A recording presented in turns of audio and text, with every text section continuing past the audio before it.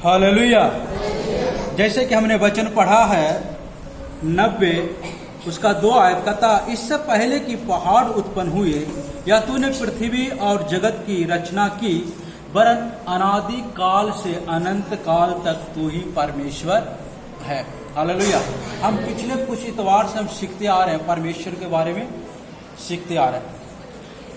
एकमात्र सच्चा परमेश्वर, उसके बारे में हम सीखते आ रहे हैं।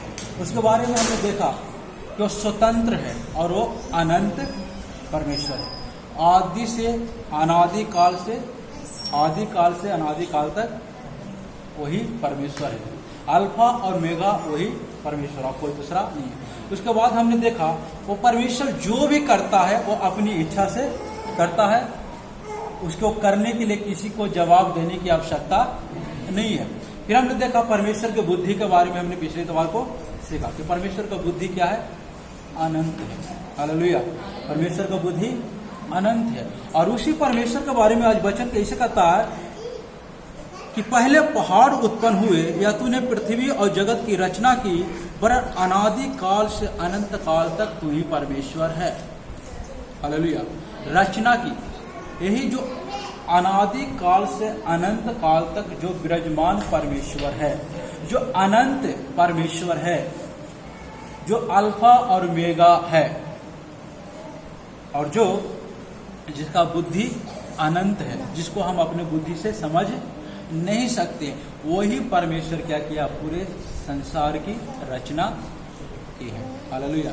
वही परमेश्वर क्या किया, पूरी संसार की रचना की है। जब आप पहला तिमुथी 6 अध्याय उसका 16 आयत पढ़ते हैं तो वहां पर भी परमेश्वर का वचन कहता है, निकाल ले पहला तिमुथी की किताब 6:16। हाँ, जो कोई वेश्या से संगति करता, नहीं, पहला तिमुथी 6 अध्याय उसका 16 आयत। और अमरता केवल उसी से है, हाँ और वह अगम्य ज्योति में रहता है, हाँ, और न उसे किसी मनुष्य ने देखा और न कभी देख सकता है। हालेलुया। और उसकी प्रतिष्ठा और आमीन। हालेलुया। यहाँ परमेश्वर का वचन क्या कहता है, परमेश्वर के बारे में क्या परिचय देता है, परमेश्वर के बारे में यहाँ परिचय देते हुए कहता है, और अमरता केवल उसी की है। अमरता केवल उसी की, अमरता मतलब क्या होता है, अमर, अमरता केवल उसी का है, और वह अगमय ज्योति में रहता है। जो सर्वशक्तिमान जो परमेश्वर है, जो अनंत परमेश्वर है, वो अगमय ज्योति में रहता है, ज्योति में रहता है। और उसके बाद नीचे कहता है, और न उसे किसी मनुष्य ने देखा और न कभी देख सकता। उस अदृश्य परमेश्वर को, वो अनंत परमेश्वर को किसी ने देखा नहीं है और ना ही देख सकता, नहीं देखा है और नहीं देख सकता। जब मूसा से परमेश्वर बात किया तो आग में से प्रकट हुआ, आग में प्रकट हुआ। एक झाड़ी में क्या हो रहा था, आग लग रहा था, लेकिन वो जब आग लगता है झाड़ी में तो क्या होता है, जल जल कर क्या होता है, भस्म होता है, वो जल जल कर गिरता है। लेकिन वो जो झाड़ी है उसमें आग लगा हुआ था, लेकिन वो जल कर भस्म नहीं होता, वो गिर नहीं रहा था।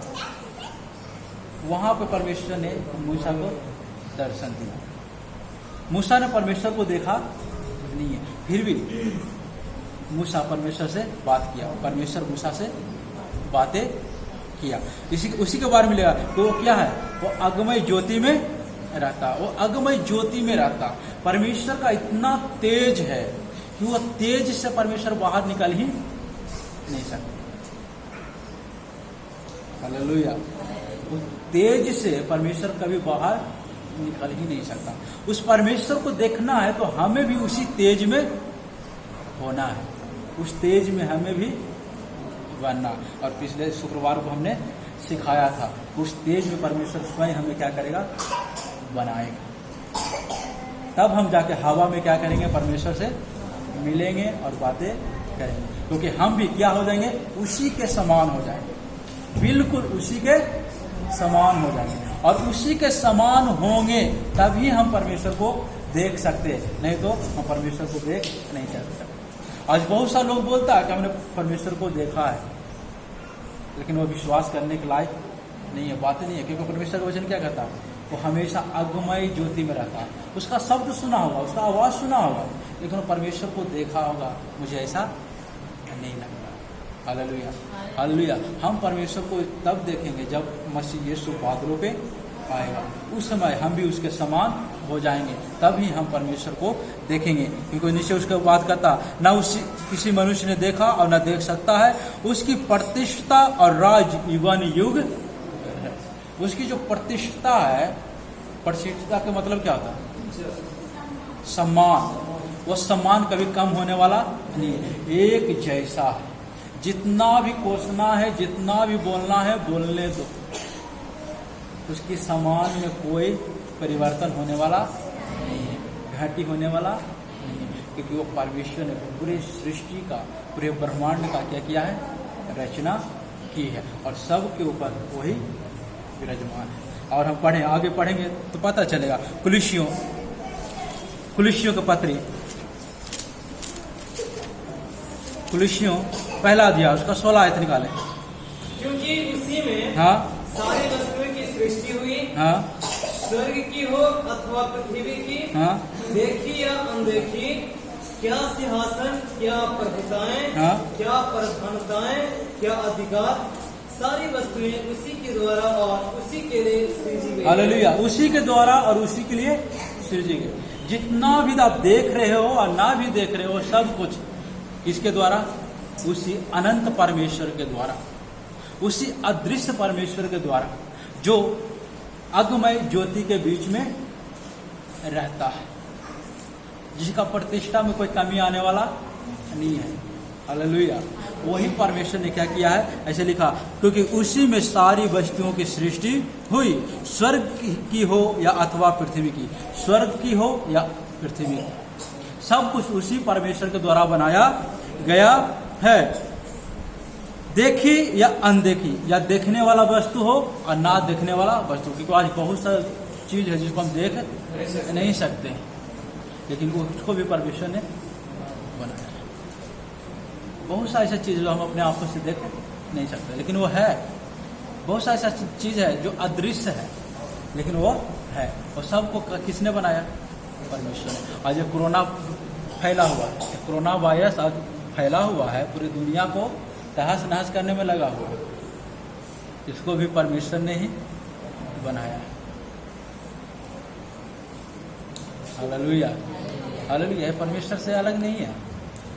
क्योंकि बाइबल कहती है जो भी कुछ हो रहा है, परमेश्वर के बिना जानकारी के कुछ भी नहीं हो रहा। परमेश्वर के जानकारी है, जानकारी रहते हुए ये हो रहा। हालेलुया। उसके बाद नीचे और कहता है, क्या सिंहासन, क्या प्रभुताएं, क्या प्रधानताएं, क्या अधिकार, सारी वस्तु उसी के द्वारा और उसी के लिए ही सृजी गई है। जो प्रधानताएं हैं, जो भी अधिकार है आपके ऊपर, जो भी राज्य कर रहा है, आपका घर का जो भी मुखिया है, वो सब परमेश्वर की इच्छा से ही बनाया गया। और सब बातें क्या करता है, कहीं ना कहीं परमेश्वर की बातों में परमेश्वर पूरी करती है, परमेश्वर की योजना में वो काम करती है। हालेलुया। तो ये सारी वस्तु परमेश्वर के द्वारा बनाया गया है, उसी अनंत परमेश्वर के द्वारा। जब हम भजन संहिता 50 पढ़ते हैं तो वहाँ पर भी 50 भजन संहिता 50 उसका 10, 11 और 12 पढ़ेंगे तो वहाँ पर भी परमेश्वर का वचन कहता है कि सारी 10, क्योंकि वन के सारे जीव जंतु और हजारों पहाड़ के जानवर मेरे ही हैं। परमेश्वर स्पष्ट रूप से परमेश्वर का वचन कहता है कि वन के सारे जीव जंतु और हजारों पहाड़ों के जानवर मेरे ही है। सब परमेश्वर का, क्योंकि उसको बनाने वाला, उसको सृष्टि करता परमेश्वर है। उसके बाद कहता, पहाड़ों के सब पक्षियों को मैं जानता हूँ और मैदान पर चलने फिरने वाले जानवर मेरे ही है। उसके बाद कहता, यदि मैं भूखा होता तुझसे न कहता, क्योंकि जगत और जो कुछ उसमें है वह मेरा ही है। परमेश्वर का वचन अच्छा कहता, अगर मैं भूखा होता तो मैं तुझसे न कहता, क्योंकि जो भी कुछ है वो क्या है, मेरा ही है। Hallelujah, hallelujah. आप जितना भी बना लो, परमेश्वर की इच्छा नहीं है, आप उसको खर्चा नहीं कर सकते। उसके ऊपर परमेश्वर की नियंत्रण है। उसके बाद कहता नीचे, जब हम 13 पढ़ते हैं तो 13 में कहता, क्या मैं बैल का मांस खाऊं, क्या बकरों का लहू पीऊं? परमेश्वर का वचन क्या कर रहा कि सब कुछ मेरा है, हा? सब कुछ मेरा है।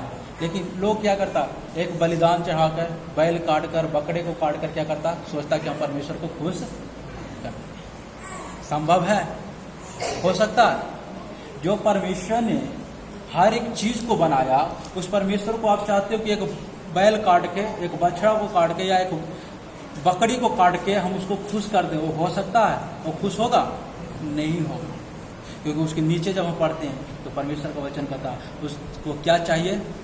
धन्यवाद रूपी बलिदान। नीचे पढ़ो उसका 14।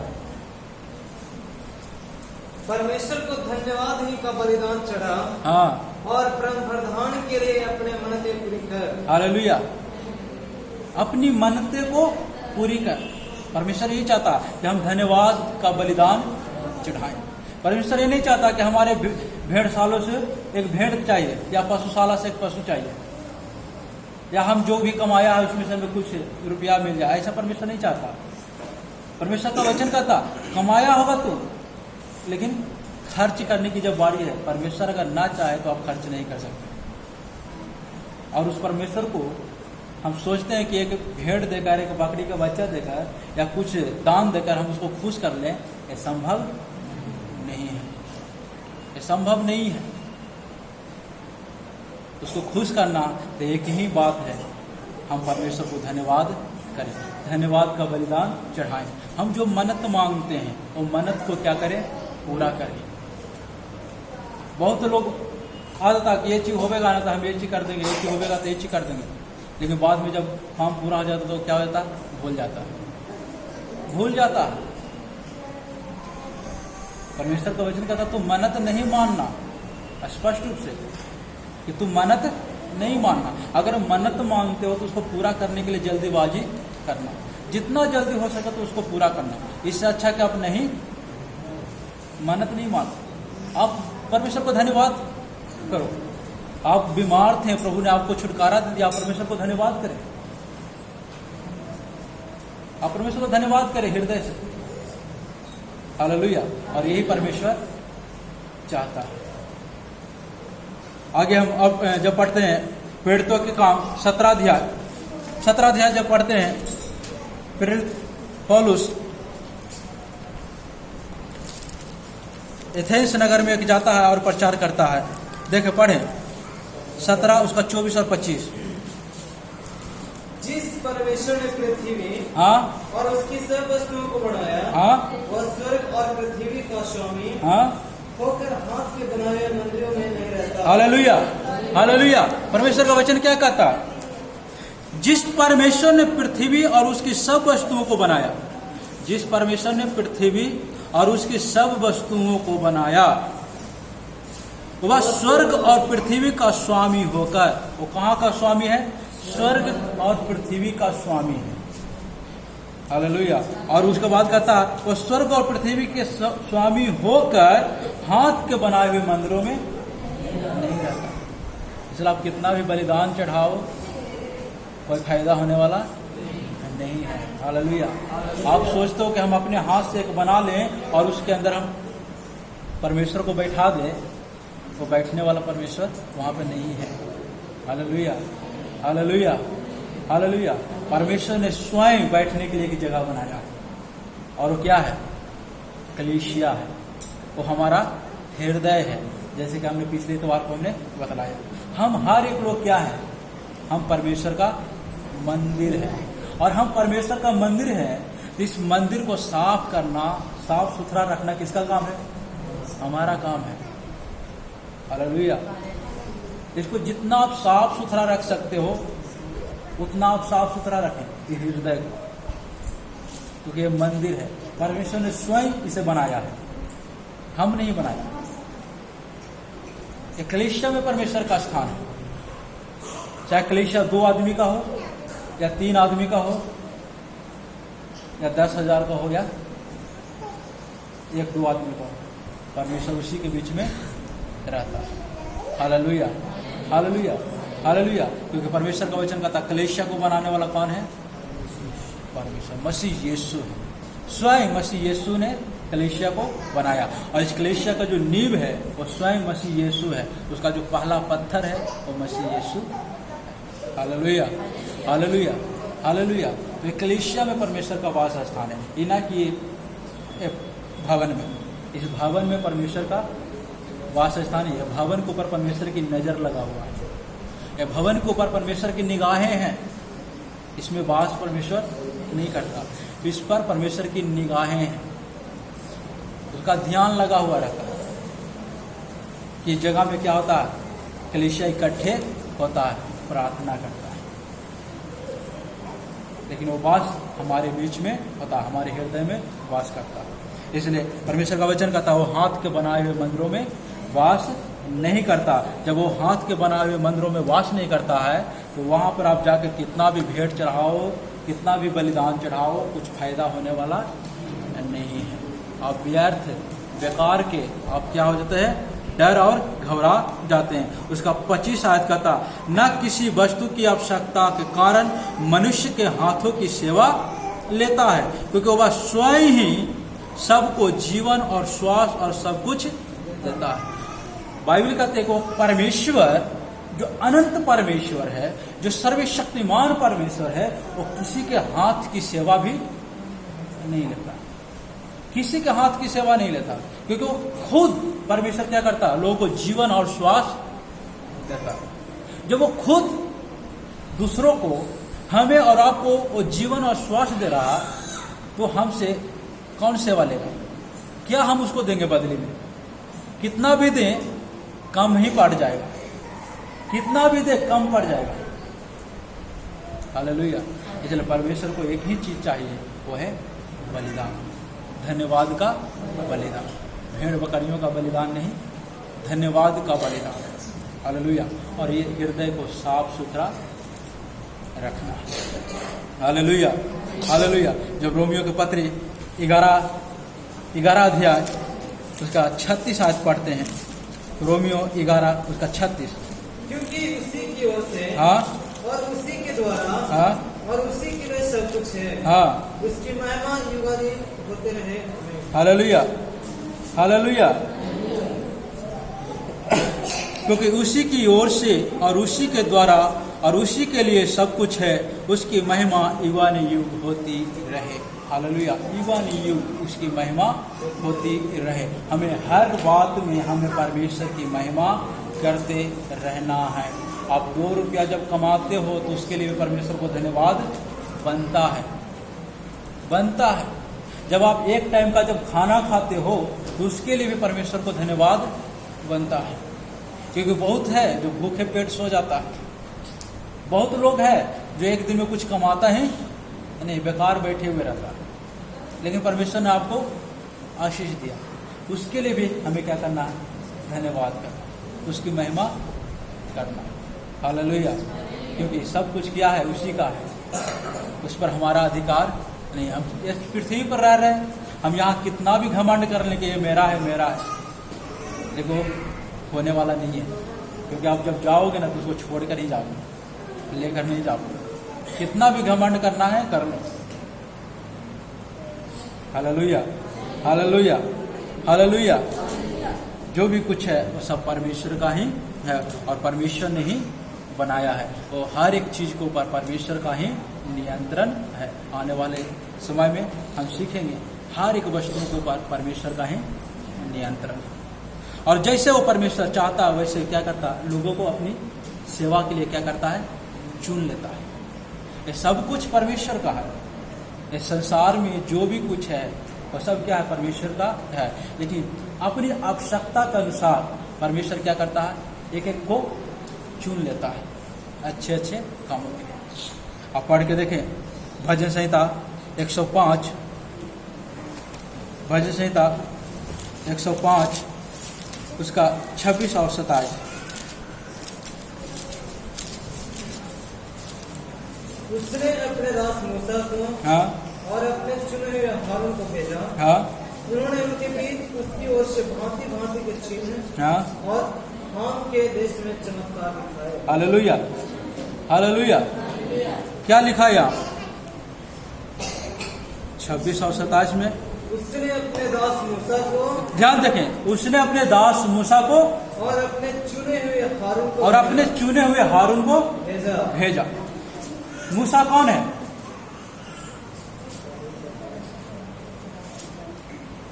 एक भेड़ बकरी को चराने वाला है,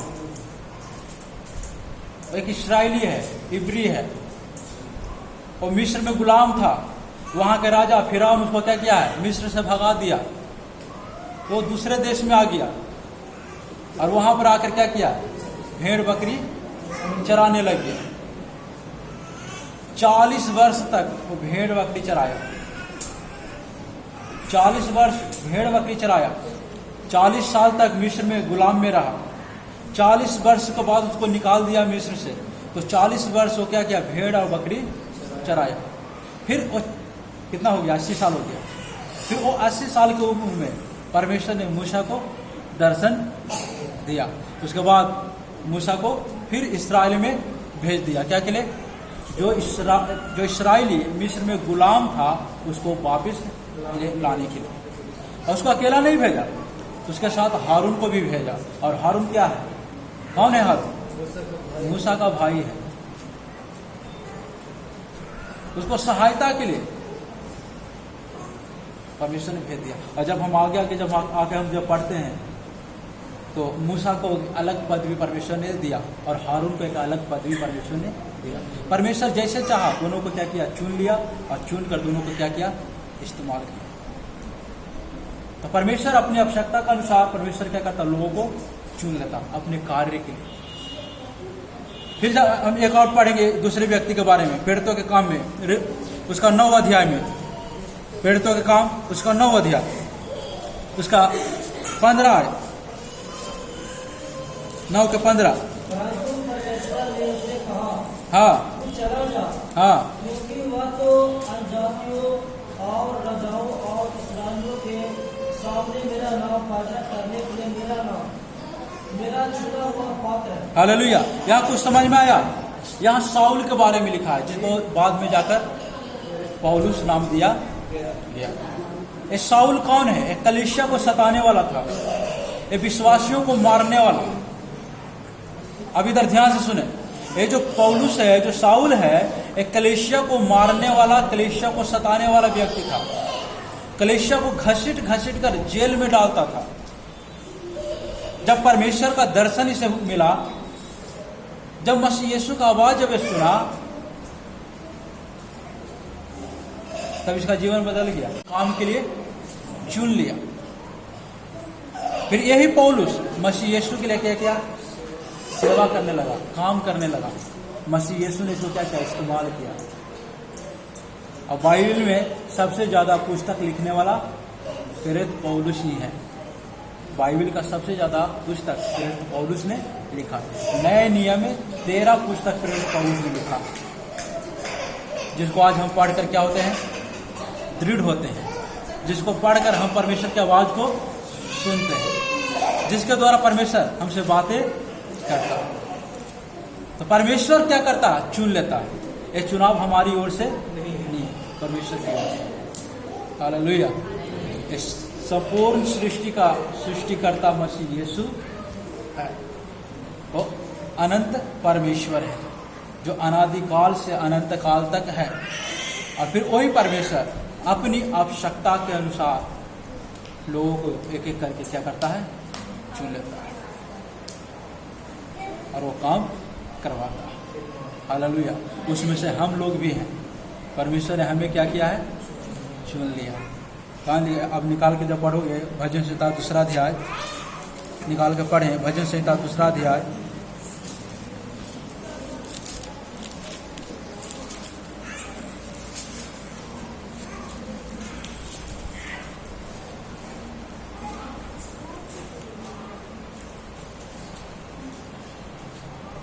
चार अध्याय उसका 3 आयत। भजन संहिता 4 उसका 3। यह जान रखो कि यहोवा ने भक्तों को अपने लिए अलग कर रखा है। जब मैं यहोवा को पुकारूंगा तो वह सुनेगा। हालेलुया।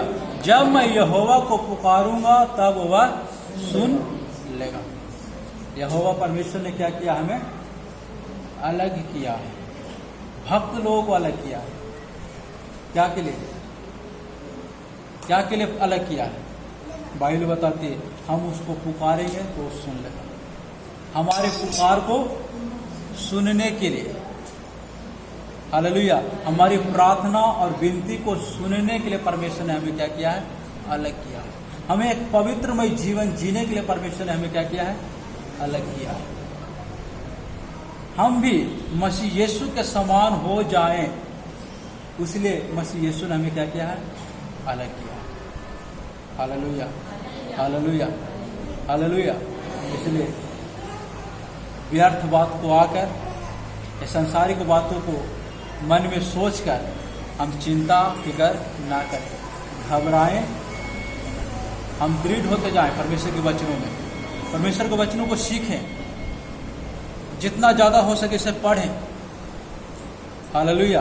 हम इसको जितना पढ़ेंगे, जितना सीखेंगे, हमारा विश्वास वैसे धीरे धीरे धीरे धीरे मजबूत होते चला जाएगा। Hallelujah, hallelujah.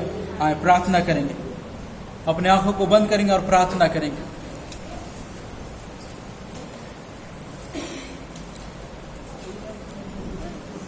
परमेश्वर का प्रेम, मसीह यीशु का आशीष हमारे जीवन में होने के लिए, हम सब प्रभु के प्रेम में बढ़ते जाने के लिए हम प्रार्थना करें। धन्यवाद स्वर्गीय पिता, प्रेमी परमेश्वर, अद्भुत युक्ति करने वाला पराक्रमी पिता, हम धन्यवाद करते हैं। हम आपकी महिमा, हम आपकी स्तुति आराधना करते हैं, हम धन्यवाद करते हैं पिता।